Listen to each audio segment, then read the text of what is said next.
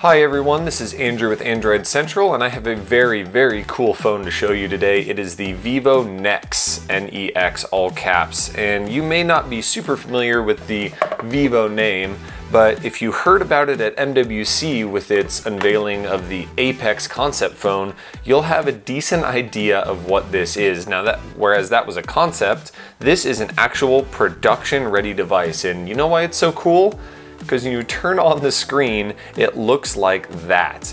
This is not necessarily an exact bezel-less display, but it's about as close as we're gonna get right now. This is a 6.59-inch display, and when you look at it in my hand here, you recognize that it's not that big of a phone. That's because the bezels are absolutely tiny. Just over 2 millimeters on the top, about 5 millimeters on the bottom, and just over 1.5 millimeters on the sides.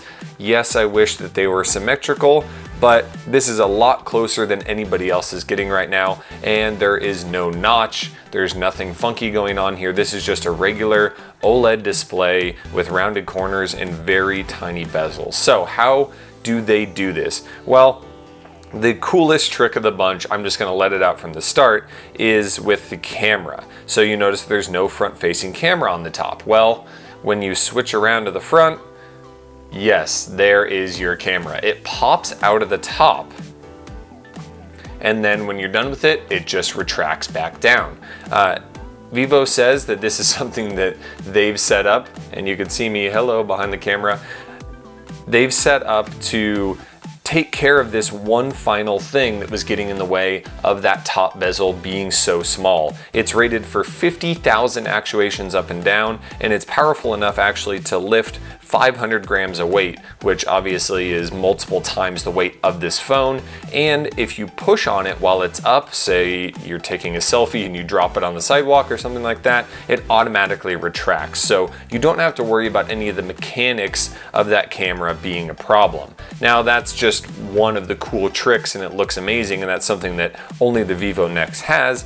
But there are also a few other big differences here. So what else would normally be in the notch? Well, the sensors. So proximity sensor, ambient light sensor, things like that. Those are actually underneath the display up above where this clock widget is. You see, there's absolutely no difference in the OLED panel here, but there are sensors underneath the display that permeate through, so that when you put your phone face down on a table, or you put it in your pocket, or you put it up to your ear, it knows that it's there, so they didn't have to skimp on the proximity sensor. The previous Apex phone, the Apex concept phone, had to put the ambient light sensor on the top.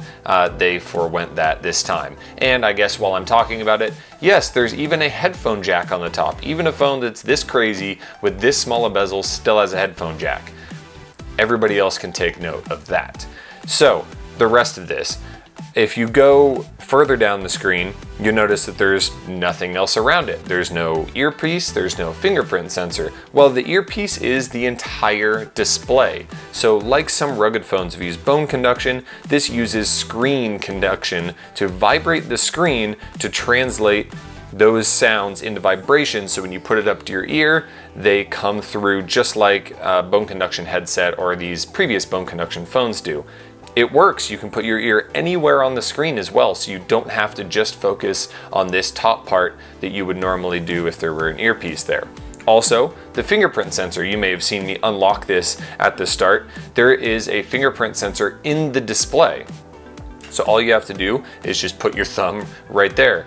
And this is a little bit slower than your typical capacitive fingerprint sensor, just be honest about it, but this is the third version of Vivo's in-display fingerprint sensor. It is 10% faster to unlock, it has a much lower false positive rate, and it has a much lower false negative rate. So overall, it's not quite where capacitive sensors are, but it's pretty darn close, and it enables Vivo to do all of this cool stuff with the display.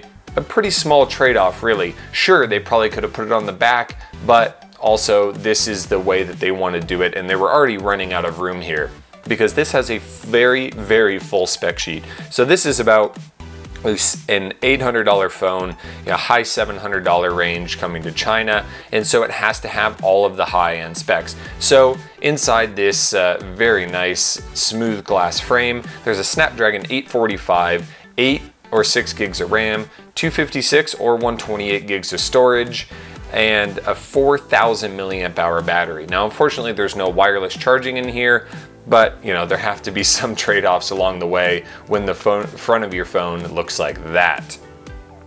Now, the rest of it rounds out really like a flagship phone, which is fantastic. You get a dual camera setup that does portrait mode and all sorts of fun stuff like that. The main camera is 12 megapixels with 1.4 micron pixels and 4-axis optical image stabilization, all the good stuff that you want. And that's probably the most impressive part about the Nex, is that it does this crazy display thing. Yes, this is the reason why people are going to be looking at it, the reason why people are going to buy it, but it doesn't skimp on all of that other stuff. You get the front-facing camera that comes out of the top, that's neat, but you still get a headphone jack, you still get a regular USB-C port, you get high-end specs, you get a nice-looking display. Now, what's the one downside here? Well, you have to use Vivo's software, and it's only available in China. So you'll be familiar with this software, this FunTouch OS 4.0, if you've used something like the X21 or any of its other recent phones, except for this one is based on Android 8.1 Oreo. That's the good thing.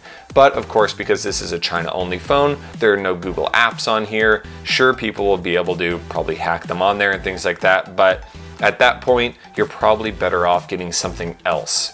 What this really shows us is that Vivo is capable of doing some really amazing hardware. This feels just as great as any other high-end phone. It doesn't matter who's making it, a Samsung, LG, HTC, Sony, whatever. It feels fantastic, and yet they've still done all of this amazing hardware work to get this display working like this, and all of these additional sensors and hiding them, and all of this amazing stuff, in addition to all the core features being there. So, when can you go buy this? Well, if you're in China, you can go buy it right away, which is quite amazing. It ranges from about $600 to $800 depending on the specs there. There's a low-end entry model with a Snapdragon 710, but most people are probably going to step it up and get the 845 version. Now, if you're in the US, Western Europe, something like that, you can just stare at this lustfully from afar, and that's going to be the end of it. Don't bother with importing this one, but you'd be mistaken if you didn't pay attention to Vivo going forward after seeing the Nex. Thanks for watching, everybody, and be sure to subscribe so you can see all of our future videos here on the Android Central YouTube channel.